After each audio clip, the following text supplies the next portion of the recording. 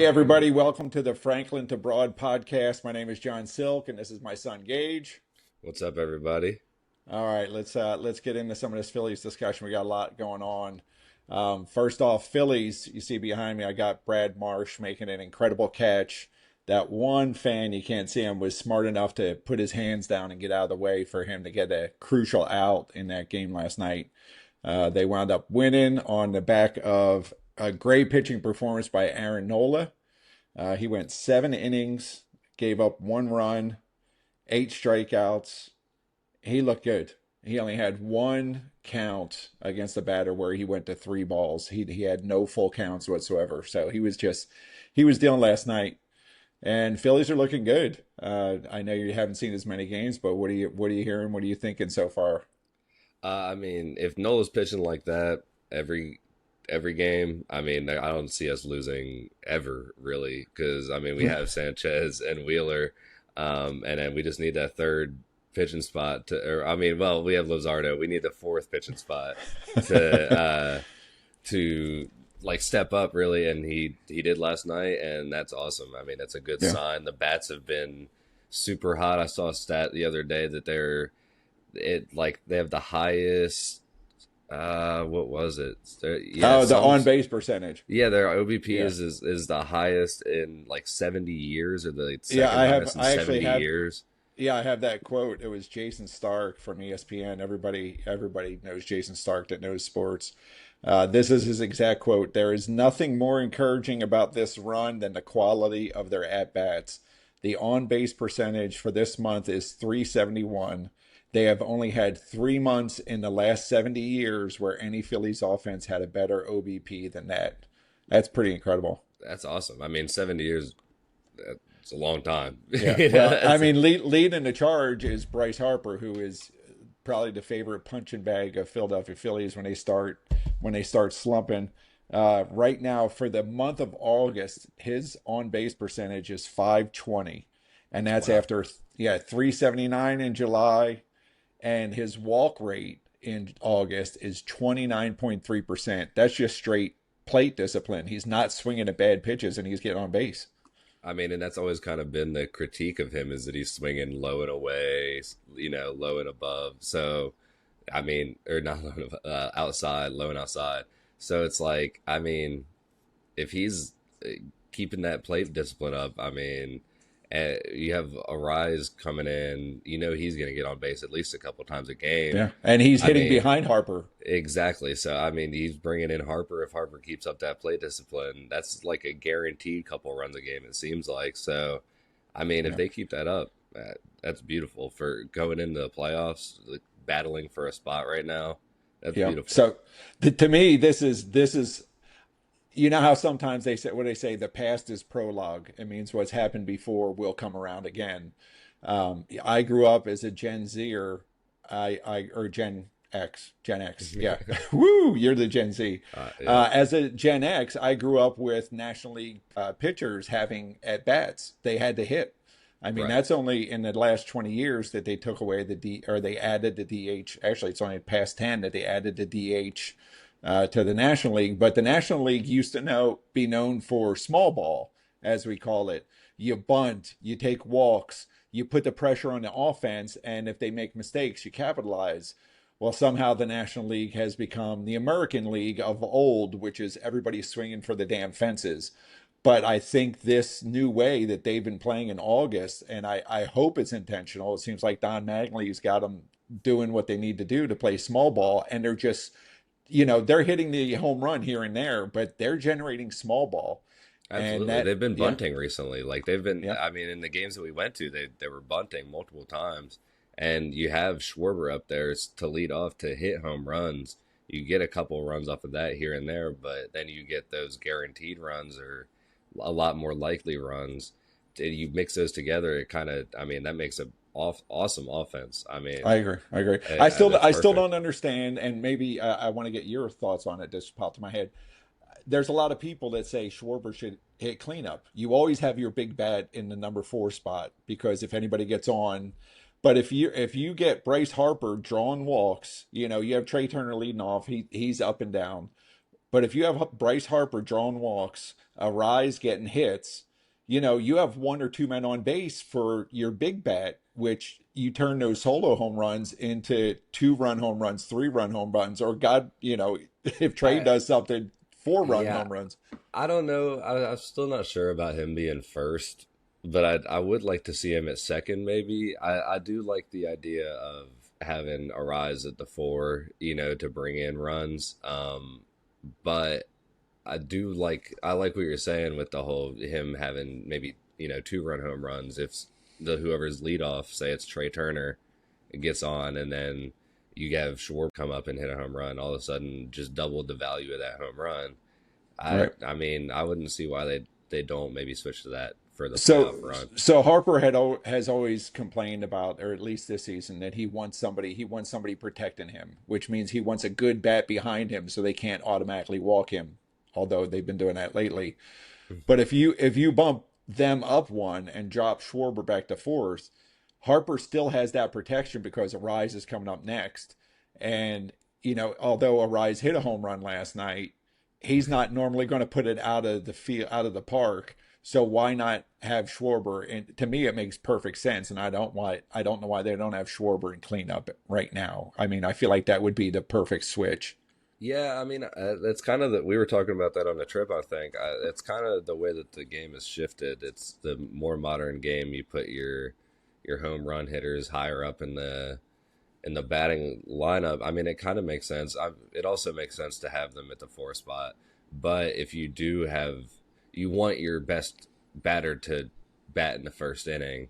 If your top three people strike out, all of a sudden now you have that home run hitter coming to lead off again.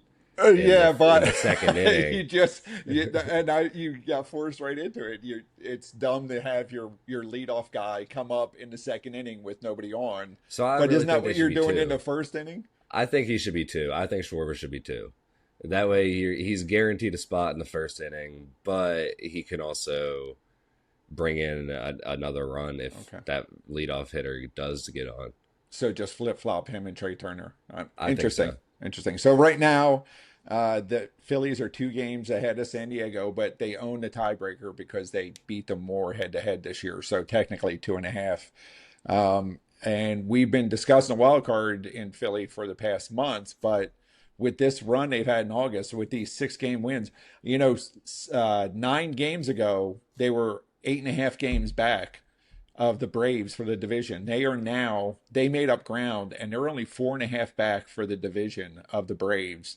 And they still have 6 games head to head, which, by the way, I'd like to throw in that Gage, his mom, and myself are headed down September 12th to Atlanta. Go Phils. We'll be there. Go Maybe Phillies. even the Sunday game on the 13th because it's the next afternoon. Hopefully, that'd be exciting. But they're definitely in the hunt. I mean, they're locked up a spot, and if they can continue this streak, if they can continue this, they lose one here or there, but if they continue to play small ball, I think they're good. Conversely, like you said, Nola, Painter is not doing that bad since they sent him down and brought him back up. He's been pretty consistent. He's been pretty solid as a number 5. I mean, you can't ask for too much more. He's going 5 or 6 innings every game. Maybe he's given up 2 or 3, but for a number 5 pitcher, that's pretty fair. As a number 5 for sure. It's like, I mean, you think like the Dodgers had Clayton Kershaw as their 5, and he was When he the was same old. way. I'm saying like towards the end of his career, that's kind of how he was too. He'd go for a couple innings and he'd give up a couple runs, but for the most part, he was still Clayton Kershaw. It's still whatever. Right. So maybe that's kind of the role that Painter can play in the playoffs, or if. I don't know if they carry. Usually going in playoffs, I'm not sure you carry all 5 pitchers with you, so he might be the weak man out. And maybe they rotate him to the bullpen. I don't know. Maybe they can get rid of what the hell's his name? Hispanic guy that's been blowing the games. The one who was suspended last year, huh? Alvarado, yeah. Oh, Alvarado, yeah. He's right now he's the trash of that bullpen, which has been consistent lately. They're not giving up big leads. The past few games, they've been looking pretty solid. They've been solid. They not scare not me, though. outstanding, but they've been better than they were, and that's all. They still terrify me. You just never know what they're gonna do. Yeah, Get the DeJean with the lead, and we should be okay. 9.5 times out of 10. Absolutely. Fielding's been better, and then the small ball. By the way, in the month of August, the entire team, their on base percentage is 371, which I'll take that all day long. That's good on base Absolutely. percentage. Yeah, that's amazing. Anything else you want to add about the Phillies? No, I'm just excited. Excited to see what they do towards the end. As like you said, they have there's a lot of head-to-head matchups with the Braves. Those will be some interesting games to see. Those are going to be Hopefully, awesome. they can squeeze those out. Maybe we can squeeze out the division. In That'd be the awesome. in the heat of the pennant race, 6 games against our rivals. Well, I guess Mets are more rival, but the Braves are right there with them. Absolutely. Yeah. All right, so let's move on to the Eagles. I don't know how much you've seen practice against New England the past 2 days. I don't get too excited about it, except for the fact that we're seeing the starters on the field, which we don't see Absolutely. in pre. For some reason, Sirianni does not like to play his starters in preseason. So they're out there. There's been some pluses, been some minuses. Right now, they've been, as of today, this morning reports, there's been quite a few scuffles. Saquon Barkley had to be restrained. The interior linemen on both teams have been pushing and shoving. There's been a lot of stuff going on. I saw Jordan Mailata was not happy about it in the press conference he just gave. What do you think about the practice? Do you think it's at him? They're saying that the Patriots beat us in these games, but does it really matter? I don't think that matters all that much. I do think, reps matter. We didn't really, obviously Devontae didn't practice. We didn't really see him doing any drills. Mackay very limited. Makai was very limited, so it doesn't really matter all that much. If Jalen's struggling without his top two receivers, or well, I guess Wicks right now, which shout out Wicks the way he's been looking. I think he And had another Cooper. touchdown today, and Cooper. That clip he had yesterday where Wicks shook that defender right out of the screen. He was completely off the screen. That's awesome. I saw that. Yes. But I do think it matters to see, Quinyon and AJ going at it. This is a very tense practice, there's a lot apparently of tensions. AJ dominated him today. A few touchdown passes. And that's going to happen. That's as a cornerback, you're getting a lot of reps. That's good. You not to say it's good that they're getting beat, but yes, you learn. Yes. Play like shit. And then, Well, don't play like shit, but make your mistakes then and learn. I did see yesterday that there was a clip, that came out where they asked AJ if he had talked to Jalen, and he was like, no.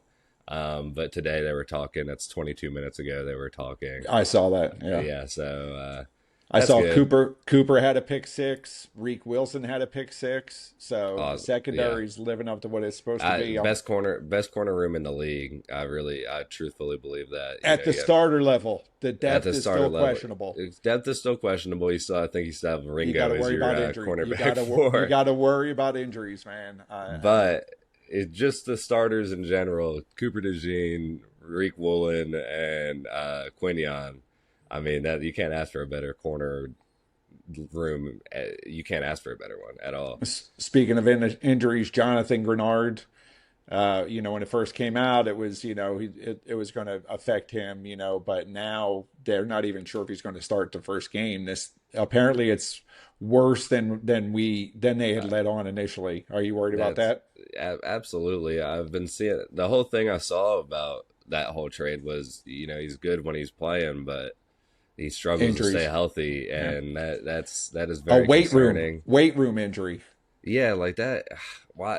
That's awful. Like that's not. It was I think that was his whole problem. I think it's a shoulder injury or something to do with his shoulder. I don't know if it's bicep around maybe there. The chest. And that is not good. That is not good at all.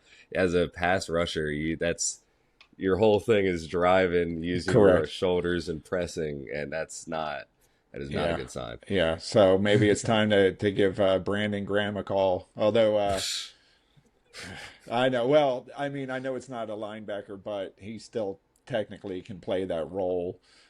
Campbell, Jalyx, well, Jihad has not been playing the edge at all. He's I know, but if Gernard's not playing, I think they're probably going to end up having to play him at edge here and there. He's an outside linebacker, so that's typically a role that they play here and there. And then Jalyx Hunt has apparently been looking like the darling of the Like camp a so breakout far. year for him. Yeah. Yes. Oh my But I want to say goodness. the same things for, I want to go back up real quick. I think this could be a breakout year for Dontayvion Wicks as well. Like he Absolutely. could really, I think he knows that he can make a difference and make a name for himself and get He that big showed money. flashes. He showed flashes in Yeah. Green Bay. It was a tough wide But they had receiver room to 27 compete. wide Yeah, it's receivers. exactly. So, when you're throwing the ball to 30 people, it's Yeah. hard to, excel. So I think with him being a solidified outside wide receiver two, I know Lemon is maybe our wide receiver two, but he's slot guy. So he's Yeah. our second wide receiver on the outside besides Devontae. So that's I think that's a why good big role. Sean Mannion brought him here for a reason. I mean, Yeah, he had absolutely. 10 wide receivers to choose from, but he told Howie to get this Absolutely. guy here, so he Yeah, they knows traded something. away half that. Like I think they Dobbs got traded somewhere. They have a couple of receivers that left, and it seems like he picked that one. Hmm. So that's a good sign, and I he's think been he knew he was a showing. steal. He was a He's steal. absolutely, and he's been Yeah. showing out in training camp so far. So And that's no a good sign. disrespect back to Jalyx Hunt. I don't want him to miss his airtime on the podcast where 7 people watch, maybe. But he's definitely going to be a beast. I don't know where he's at contract wise, but he can earn some big money this year. And He's it's in a the same class as Quinyon and Cooper, so he's competing with oh some man, heavy hitters for big there's a money. lot of money coming due this year. Yeah, Quinyon, that's Cooper, Jalyx, I know. Jalen Hurts, he's got to prove it year himself. Although people aren't saying it, it is. No, it's I've been seeing it. It's definitely a prove it year for him. Not necessarily prove it. He's already proven it, but he's now Does he it's still have it? do Can you you sustain? yeah, Yeah. absolutely. Do you deserve an extension on this ginormous contract? Do you get that what's his name money? The Mahomes money. Yeah, but hopefully he's like Tom Brady and takes a little cut to stay home. Yeah, That would be add awesome. it, give him incentives, backload the contract on the end, Absolutely. big bonus up front to Yep. offset it. You think Howie makes any moves before we start the year? I know I'm putting you on I the spot. with So Gernard, hold on, I'll give you time to think about it. Because in my eyes, I really think about Howie Roseman if he's going to make moves. In my eyes, he's letting us all down, the entire city, if he doesn't find a kicker. Apparently, Jake Elliott went 2 of 5 yesterday, not looking great. Tanner McKee looked like shit in the preseason opener. He's fallen off, and I don't know what's going to happen with him. I don't know. And Andy Dalton didn't look that great, so either one or both of them are probably going to be trade bait for something. But I think he's doing the city how he's doing a disservice if he does not replace Jake Elliott. He was statistically the worst kicker last year. no, no, he wasn't. He wasn't. I have the stats pulled up here because I saw that, and I don't. I'm not as big of a Jake Elliott hater as I love Jake most Elliott. people. I love No, Jake Elliott, what he's done but for us. But when the he's time to go, consistent, short range. He was asked to do a lot of deep kicks last year, and yes, so that his that's field kind of goal his percentage. forte. Recently, it's been short kicks, and he's 97% on extra points, 41 of 42. That is top of the league as far as if people with like that many percent, like that many attempts. That's one of Okay. the best in the league. We've asked him with our offense struggling so much last year. We asked him to do so much heavy lifting of you got to kick these 60-yard field goals and try to act like you're Brandon Aubrey. I get it's the end of his career, so he isn't as big booted as he once was, but he's still really, really consistent short range. So But I say he's fine. in a division that's going to be this tight, because I fear the Dallas Cowboys are improved more than anybody thinks.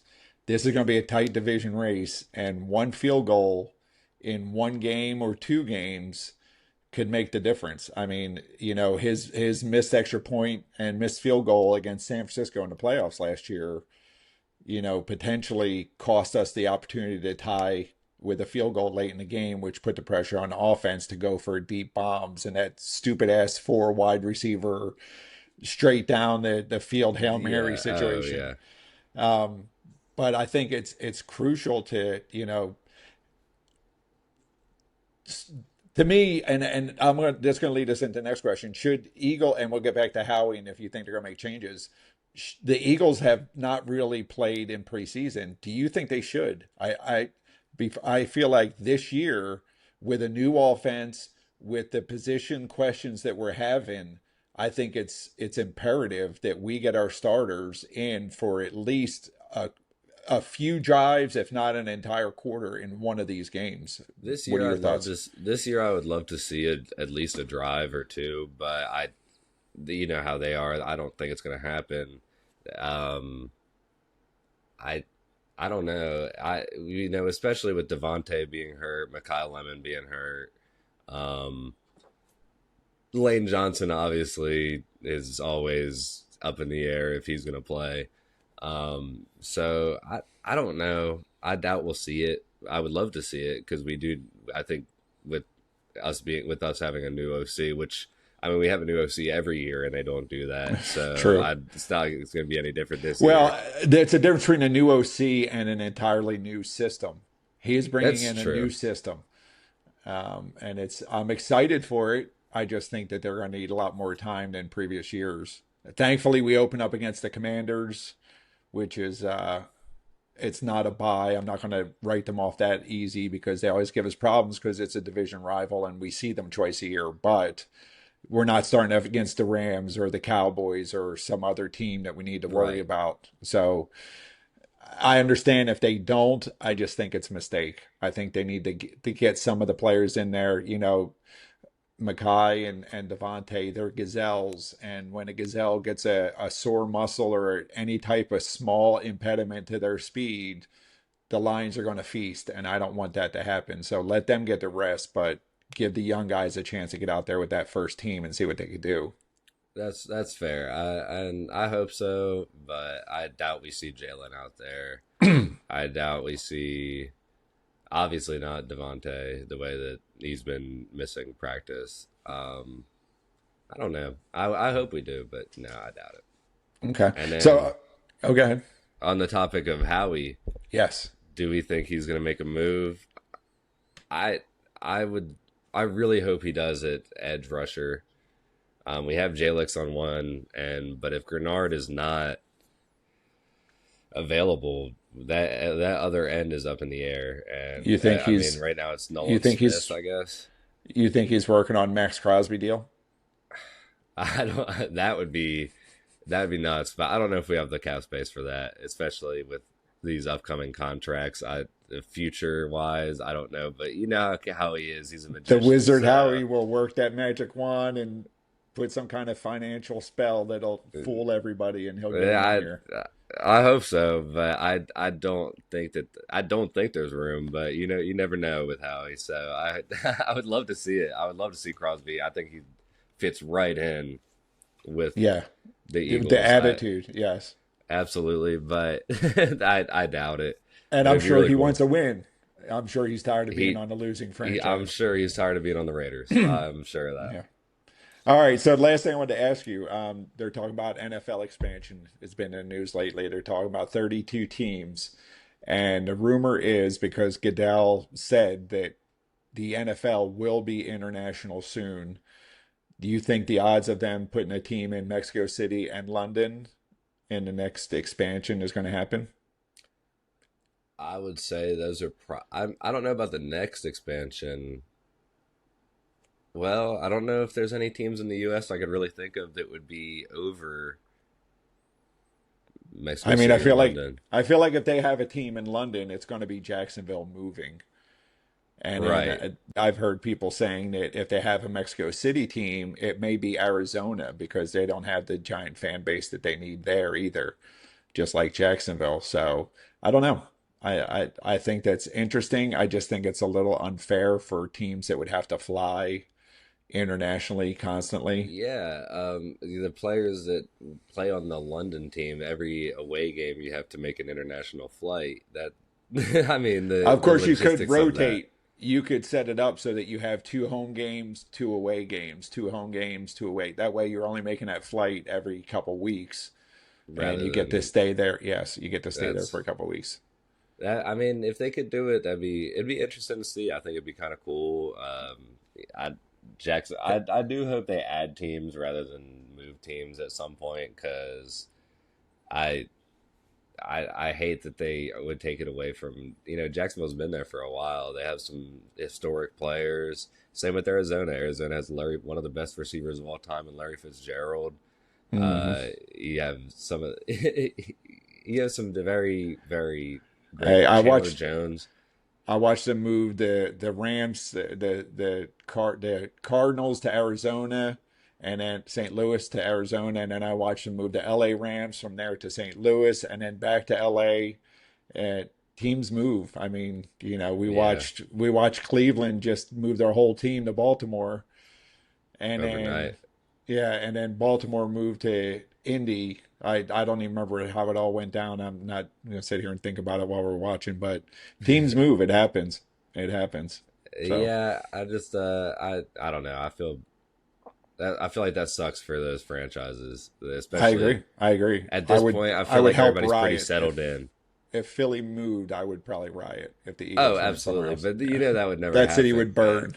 Yeah, No, that would never happen. Jeff But, Lurie's not going anywhere. He loves Philly. yeah, So exactly. I have homework for you. We're about 26, 20, almost 27 minutes in. For the next podcast, probably next week. I'm sure next week.